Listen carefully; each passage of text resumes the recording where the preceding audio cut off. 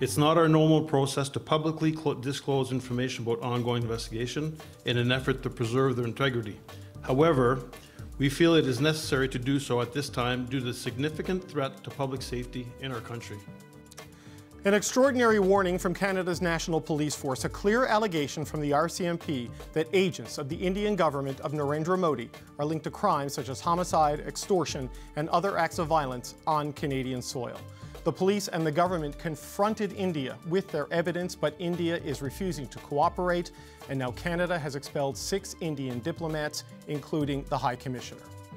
It is extremely concerning. I mean, Indian diplomats and consular officials are here to protect the interests of their nationals that are based in Canada and their country's national interests as well, and not to be part of criminal activity or intimidation or coercion. Canada's relations with India have been tense ever since Prime Minister Justin Trudeau accused India of a role in that murder of the Sikh activist Hardeep Singh Nijjar. These latest allegations escalate that tension, as an outraged India calls these claims baseless and unacceptable, and in a retaliatory move, India has expelled 6 Canadian diplomats, including Canada's acting High Commissioner. Prime Minister Justin Trudeau spoke just moments ago. Let me be clear. The evidence brought to light by the RCMP cannot be ignored. It leads to one conclusion. It is necessary to disrupt the criminal activities that continue to pose a threat to public safety in Canada. That is why we acted, because we will always, first and foremost, stand for the rights of Canadians to feel safe and secure in their own country. We will never tolerate the involvement of a foreign government threatening and killing Canadian citizens on Canadian soil, a deeply unacceptable violation of Canada's sovereignty and of international law. This is a significant story on a significant day, and it will be the relentless focus of our show over the next 2 hours, starting with the CBC's Kate McKenna, who joins me in studio. Kate, a long weekend Monday has turned into an absolute bombshell of allegations against the government of India and geopolitical relations.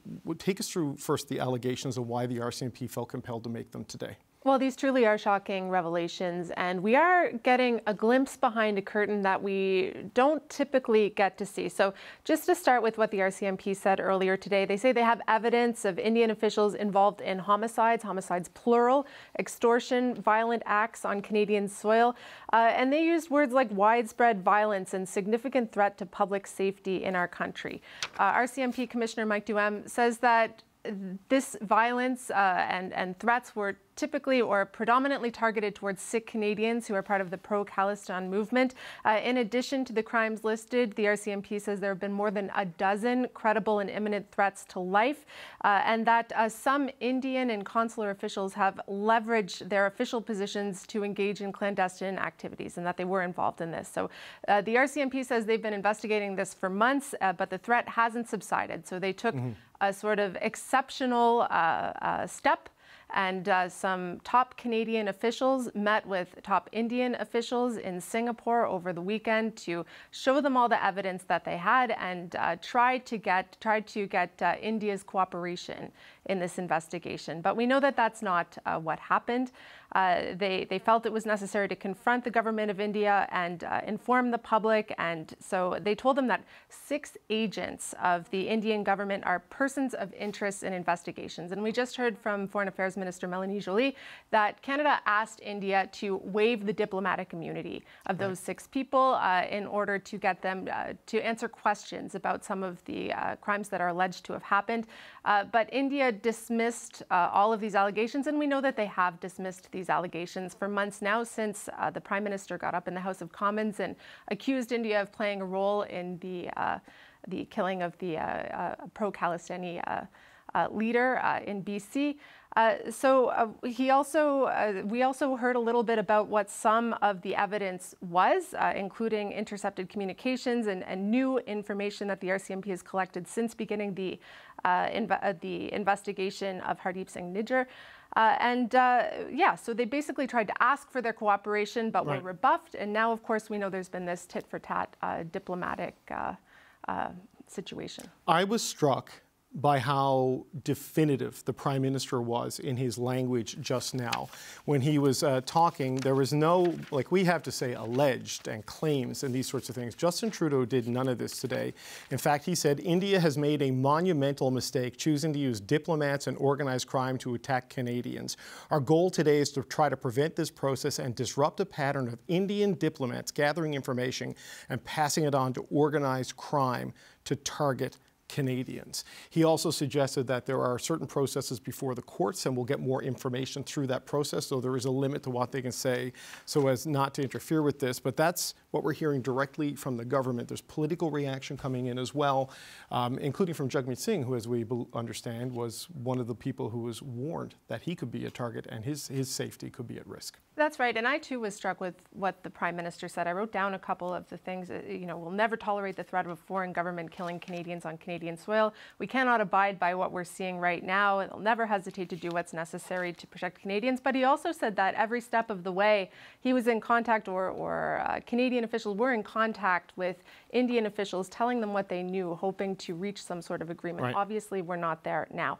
But yes, the NDP did release a statement saying that they're extremely worried about information released by the RCMP Commissioner today, and that they support the decision to expel India's diplomats. But we also know that Jagmeet Singh and the Premier of BC, David Eby, received briefings from Canadian national security officials. So this is something that's still quite live, and a lot has transpired in just the last few hours. Yeah, I noticed the Prime Minister leaning in on the way that they've tried to work with India, but it's been India that's been the problem, because there's this persistent criticism in some quarters that this is somehow Canada's fault, when Canada is not the country that stands accused of extraterritorial murder, as India does here and in the United States.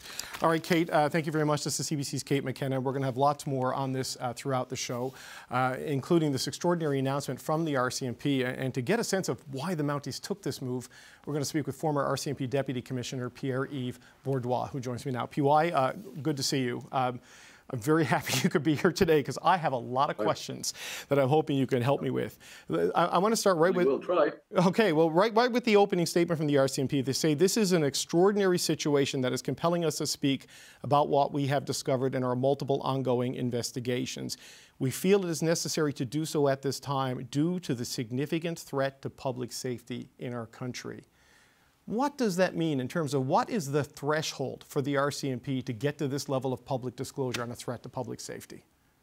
Well, to be quite clear, David, I've been in the business for over 50 years, and I was stunned by the announcement because obviously this situation calls for extreme actions by the RCMP to sensitize the public as to this real threat that is affecting, obviously, South Asian communities across Canada. So therefore, this is an exceptional step by the RCMP. The other challenge you have to bear in mind also, David, is that words were being used very carefully, because the RCMP is treading a very fine line by making public some of these concerns.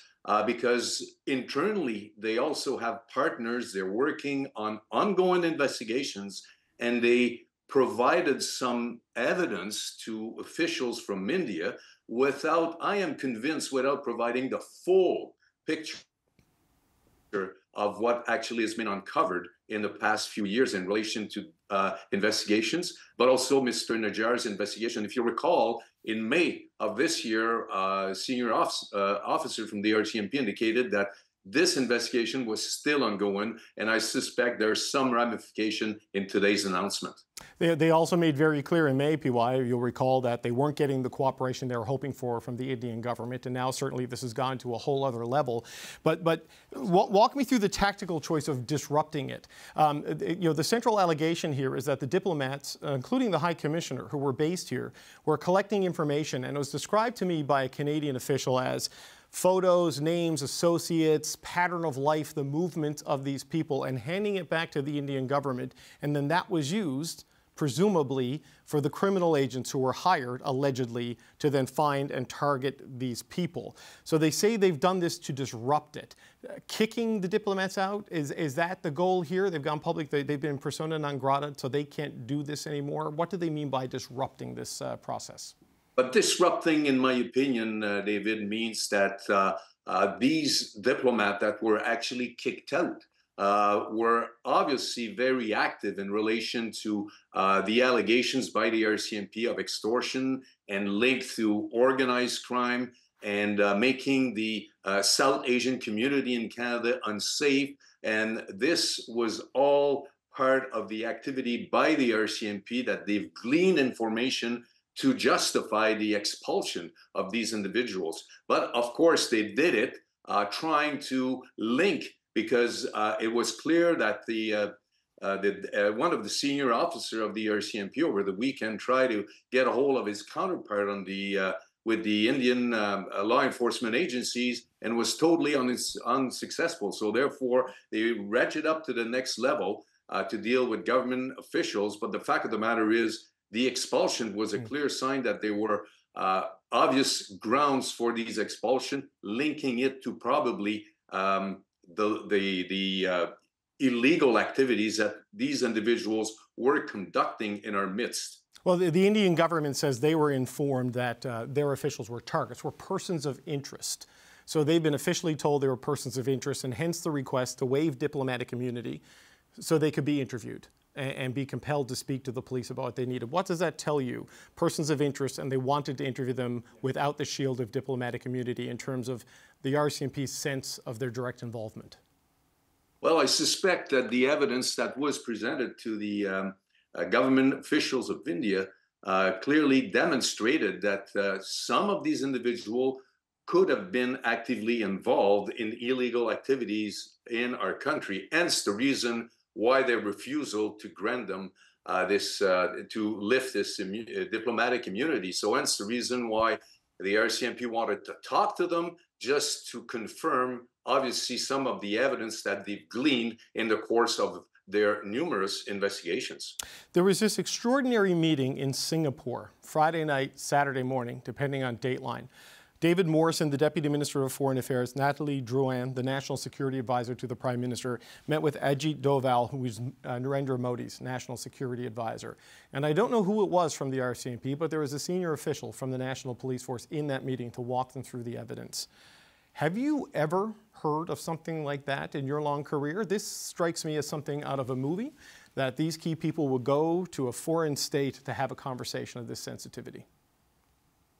I have to admit, David, I've never heard of these types of activities, but it stands to reason, though, that the critical situation that has been uncovered by the RCMP, communicated to senior officials within the Canadian government, and looking at trying to secure at least a bit of cooperation from the Indian government, probably trigger this particular out of the ordinary type of meeting in order to try to move these investigations in the right direction, because the RCMP statement clearly highlight the fact that there's violent extremism impacting both countries.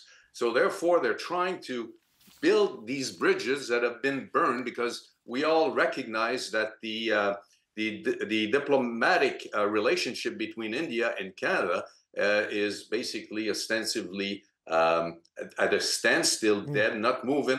And the government officials and the RCMP were just simply trying to make things happen. But what you have to bear in mind also with this particular situation is that India and the Indian intelligence services are looking at these some members of the South Asian community here in our country as terrorists themselves. Right. So therefore, it's a delicate dance that I would suspect the senior Canadian government officials and RCMP, when they presented these evidence, would have been trying to secure a bit of cooperation from the Indian government, albeit unsuccessful. Okay, so just on that, just as a final point, PY, the fact that they went to this level, what does that tell us? Does that tell us that the investigation into the acts here had gone to the point where they need the cooperation of the government of India to advance to the next step? Or does it tell us that maybe the sense of threat to public safety had gotten to the point that they just needed to go talk to them and then do the disruption activity as required? What's your sense of what this tells us about the state of the police effort into this? in my opinion, and it was clear in the RCMP statement today, their main concerns is safety and security of Canadians here in our midst, and the fact that the RCMP went to this length. Clearly, in my opinion, the goal was to reassure Canadians that the RCMP and senior government officials are doing everything in their power within, of course, the limit of Canadian laws to advance these types of investigations, sensitize Canadians to the delicate situation that prevails currently, and trying to secure this rapport with the Indian government that obviously has been unsuccessful thus far.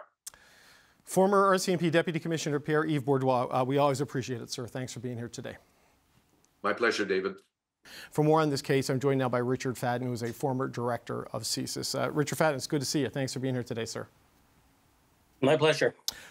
What do you make of this? I've never seen anything quite like today, but for the RCMP to come out and speak to this escalating threat to public safety, for the government and the ministers to expel the diplomats, how do you interpret the significance of these events?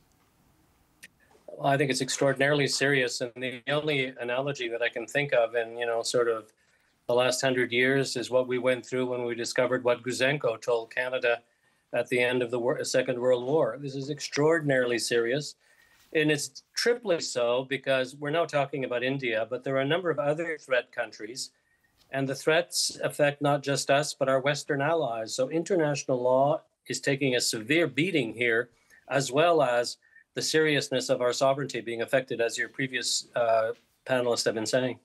It was interesting to hear Minister LeBlanc say there were at least a dozen local police forces working with the RCMP on this.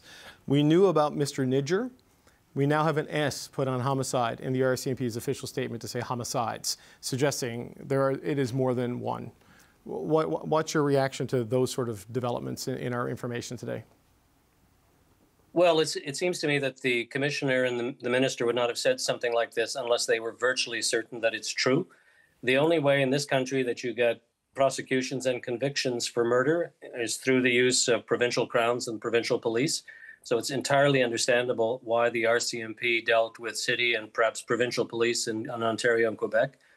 But to suggest that another friendly state, supposedly friendly state, is involved in this sort of activity, in another time and another place, this would have been regarded close to an act of war, this sort of thing. I mean, not in our century, but previously. I think that the only thing more serious than what's happened today would have been knowing all of this if the government had done nothing. There may well be consequences for investment, for trade, for tourism, but this has to trump everything. And I think we have to be realistic as well about the prospects of India cooperating with us in an investigation.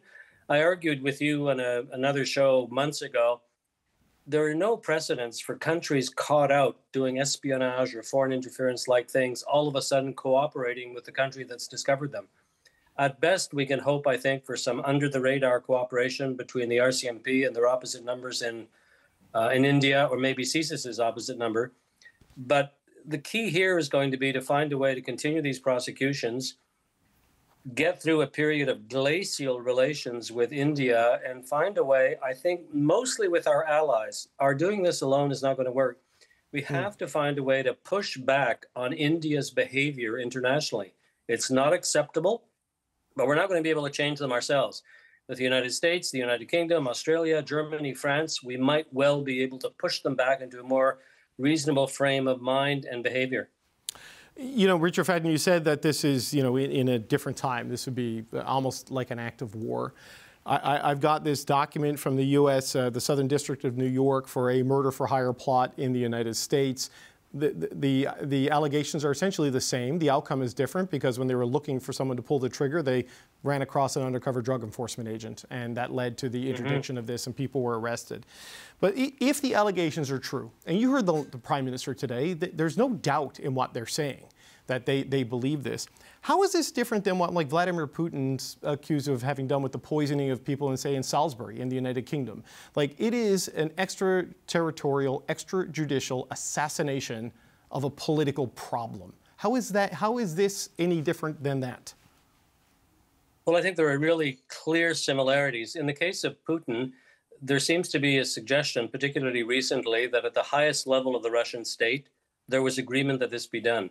It has not been made clear by either the commissioner or the ministers or the PM that, for example, Mr. Modi knew the details of this. Mr. Modi remains accountable and responsible, but it is within the realm of the possible that the decision to do this went down 1 or 2 levels in the security and intelligence apparatus of India. But in the end, somebody somewhere in India ordered somebody to hire someone to presumably murder them. Exactly the same as Putin, no, same ballpark. Well, on that point, maybe Mr. Modi knows or doesn't know. He's certainly aware of the allegations, definitely by now. And when this extraordinary meeting that happened in Singapore over the weekend with David Morrison and Nathalie Drouin and Deputy Commissioner Flynn is the other name, Dominic LeBlanc gave us in the interview, when they met with Ajit Doval, Modi's national security advisor, he denied it all, rejected it all, and insisted it wasn't true and said they wouldn't cooperate. If there was any attempt to take it seriously, I know that's a below Modi level, but the National Security Advisor, if they were going to take it seriously, don't you think they would have said to Canada, these are serious allegations, we're going to take it back and blah, blah, blah, but they didn't do that. Instead, there's been leaks to the media in India and the counter-expulsion of diplomats. No, let's call a spade a shovel. The Indian National Security Advisor is an agent of the Prime Minister. If he had admitted guilt or responsibility, it would have been the equivalent of Mr. Modi accepting guilt or responsibility. In this context, that's inconceivable, as I was arguing a few minutes ago. Countries who are caught out do not admit that they have been caught.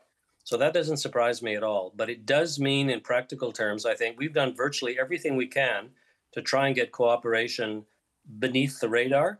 But in practical terms, I don't think it's likely to occur. And we're going to have to live with this, deal with what evidence we can garner here, probably cope with glacial relations with the Indians, make sure that whomever they send over for diplomatic and consular posts in the future have a very, very cleaner than Caesar's wife kind of environment, so that we don't have people with intelligence or security backgrounds. But in the end, I don't think they're going to cooperate.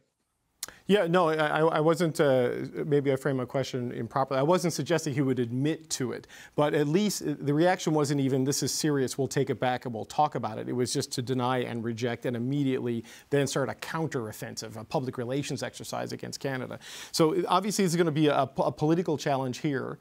Richard Fadden, how should Parliament respond to this? Is this something that all the parties need to come together on? You're listening to our last segment. Mr. Poilievre is criticizing Mr. Trudeau, saying his government failed to take it seriously. Mr. Singh points out that Mr. Poilievre won't get the clearance he needs to read the NSI COP report, which suggests an Indian involvement in conservative leadership races. What should our political leaders be doing right now? I think there are a relatively small number of issues that arise in the course of a parliament where people should put their partisan labels aside. I acknowledge that by definition, Parliament is a partisan environment. But when our national security at this level is affected, I think people should simply say the actions of the Prime Minister are relatively reasonable. We look forward to seeing their outcome. As I think I argued in one of your earlier shows, I really think Mr. Poilievre should accept a security clearance so that he can be briefed and detailed. And I do not understand his unwillingness to do this. In the United States, it's done all the time, as is the case in Australia and the United Kingdom. All of these other politicians seem to be able to function and fulfill their duties as members of the opposition while still having some measure of briefing. But at this point in time, the last thing we need to send to India is a message that we are not united on this point, because they will take advantage of that point, and they'll use it in India, and they'll possibly use it in Canada. Just one last question. As luck would have it, or the great irony of scheduling, the Prime Minister, Dominic LeBlanc, the senior members of the PM's staff, they're all going to testify at the inquiry into foreign interference this week. Chief of Staff and others tomorrow, Dominic LeBlanc, the Prime Minister, on Wednesday. This, as we've discussed many times, is looking at primarily what China has been doing, if you look at the headlines. Has Parliament kind of missed the boat on foreign interference? Because I appreciate the meddling in elections is very important, but we're mostly talking about busloads of students and misinformation campaigns. What we're talking about with India, there's dead people and violent crime associated with it. Those are the allegations. Has Parliament miss the real issue to focus on what matters to the politicians? I think they have to focus on all of these issues. And yes, I do think Parliament has been late in coming to this sort of conclusion. Our allies were earlier than we are at coming to the view that there were a number of countries, not just India, who are acting in this extrajudicial, completely in violation of international law manner. I would have argued that, you know, the government could have agreed with the opposition to have the public inquiry in foreign interference 2.5, 3 years ago. You know, there was no reason why we waited this long. We let 2 federal elections go by without really bearing down on the issue. And that's only on foreign interference affecting the democratic process, never mind attacks on the diaspora and other things of that nature. So I think everybody needs to sit back a little bit and ask themselves whether we might not have taken this seriously a little bit earlier. Richard Fadden, former CSIS director, always appreciate the time. Thanks for being here on a busy day.